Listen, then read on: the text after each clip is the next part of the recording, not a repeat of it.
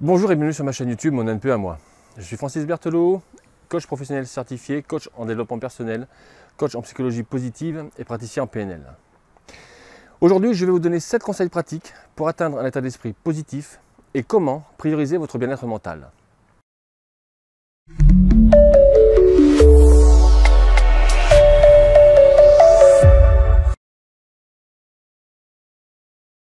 Nous savons toutes et tous que le pouvoir de la pensée positive est un concept populaire. Tellement populaire que parfois ça peut faire un peu cliché. Mais les avantages physiques et mentaux de la pensée positive ont été démontrés par de multiples études scientifiques. La pensée positive peut nous donner plus de confiance en nous, améliorer notre humeur et même réduire la probabilité de développer des maladies telles que l'hypertension, la dépression et d'autres troubles liés au stress. Car vous devez savoir que toutes les pensées comme les émotions que vous refoulez à l'intérieur de vous, parce que vous ne pouvez pas ou vous ne voulez pas les verbaliser, peuvent se cristalliser dans différentes parties de votre corps et générer des symptômes physiques plus ou moins importants. Tout cela a l'air génial, mais que signifie réellement le pouvoir de la pensée positive? On peut définir la pensée positive comme une image positive, une discussion avec nous-mêmes positive ou un optimisme général. Mais ce sont tous des concepts généraux et ambigus. Si nous voulons être plus efficaces dans la réflexion et être plus positifs, nous allons avoir besoin d'exemples concrets pour nous aider dans ce processus. Donc, comme je viens de vous le dire, la pensée positive peut ajouter beaucoup à notre vie et maintenant, nous savons que la pensée positive peut ajouter des années à nos vies. Lorsque nous pensons positif, nous nous débarrassons du stress et avons tendance à vivre une vie plus saine et à faire de meilleurs choix.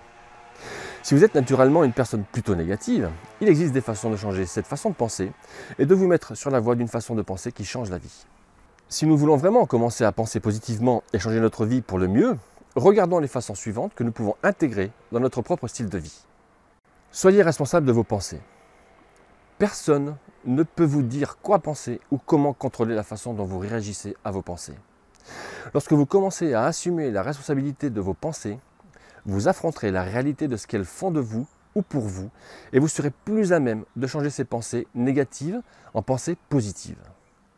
Prévoyez de penser positivement. Beaucoup de nos pensées viennent de l'esprit subconscient.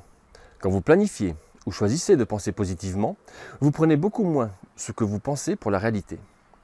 Cela vous donne ainsi l'occasion de prendre du temps pour réfléchir et d'arriver ainsi à la conclusion qui reflète le plus la réalité de la situation. Évitez les personnes négatives. Ce point particulier fait partie d'un module complet de ma formation en ligne « Après quoi courez-vous ». Les personnes négatives peuvent ruiner littéralement vos meilleurs plans pour penser positivement. Elles peuvent nourrir le feu du doute de soi et de l'anxiété. Alors ne tombez pas en proie à cela. Faites le tri et pensez pour vous-même. Écrivez vos pensées.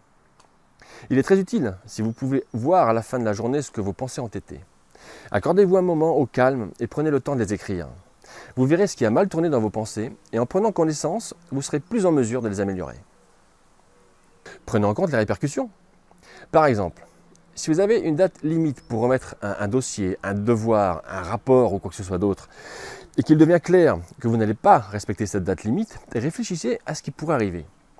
Si vous le terminez à temps, il ne sera peut-être pas aussi bon que si vous l'aviez peaufiné et il ne serait pas aussi bon que vous le vouliez. Si vous prenez plus de temps, cela peut générer d'autres problèmes. Alors envisagez des solutions. Par exemple, vous pouvez demander une extension de la date limite. Demandez, ça ne vous coûte rien. Minimisez la pensée catastrophique. Plutôt que de penser au pire d'une situation, essayez de la minimiser et d'abaisser votre niveau d'anxiété en étant pratique à ce sujet. Commencez par vous rappeler que les expériences désagréables, par exemple quand les choses ne se passent pas comme on le veut ou comme on le voudrait, sont une partie inévitable de la vie. Si vous êtes sensible à ces pensées, évitez les situations qui pourraient vous causer une pensée anxieuse. Et Dieu sait que dans notre vie actuelle, elles sont nombreuses. Vivez pour le moment. Lorsque vous passez trop de temps à essayer de deviner ou d'analyser l'avenir, vous vous convaincrez de l'échec, surtout si vous avez échoué dans le passé. Et je sais de quoi je parle. En fin 2007, dans ma recherche personnelle, j'ai créé une société que j'ai liquidée à peu près 2 ans après, en raison du début de la crise financière et du fait que je ne voyais pas du tout comment je pouvais m'en sortir. Et je ne m'en suis pas sorti.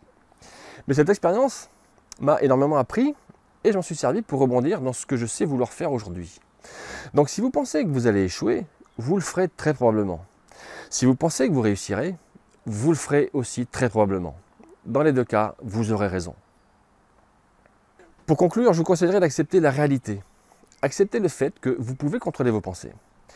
Vous deviendrez de plus en plus capable de faire face à des situations stressantes dans votre vie et de changer votre façon de penser. Plus vous pratiquerez positivement, plus il vous sera facile de maintenir une attitude positive. Rappelez-vous que le choix est toujours vôtre. Choisissez vos pensées à bon escient.